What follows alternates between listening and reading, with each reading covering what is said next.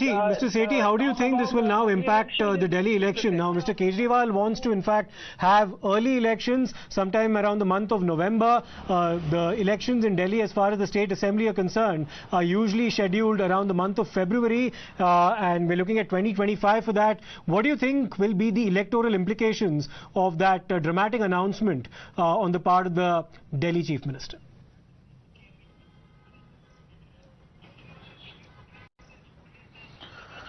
नहीं, देखिए, जिस प्रकार से अरविंद केजरीवाल जी ने कहा है कि जो फरवरी के इलेक्शन है वो नवंबर में कराए जाएं, ये एलजी का प्रोवोकेटिव है। लेकिन मैं ये मेरे से पूछा ना प्रश्न आप? हाँ जी, हाँ जी।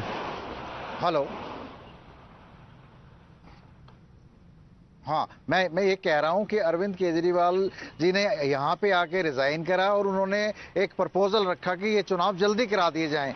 ये डिसाइड करेंगे, एलजी डिसाइड करेंगे कि किस तरह से इसको करना है या फरवरी में ही चुनाव कराने हैं।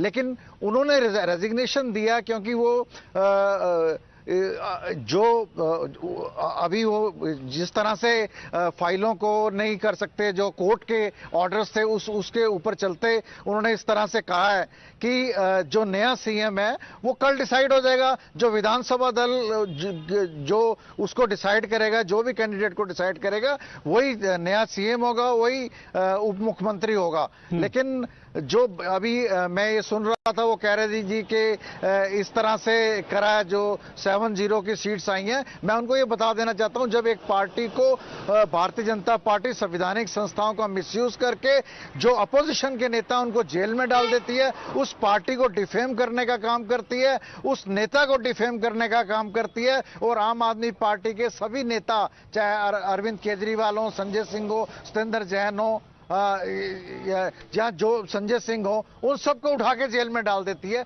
इस नेगेटिविटी की वजह से लोकसभा चुनाव में आम आदमी पार्टी को नुकसान हुआ। लेकिन आने वाले समय में आपको ये पता होना चाहिए कि दिल्ली की जनता ने 3 बार मैंडेट दे के विधानसभा में अरविंद केजरीवाल को मैंडेट दिया, और एमसीडी उसके बाद पंजाब में दिया, और आने वाले समय में हरियाणा के अंदर भी एक अच्छी पोजीशन पे आम आदमी पार्टी खड़ी होगी।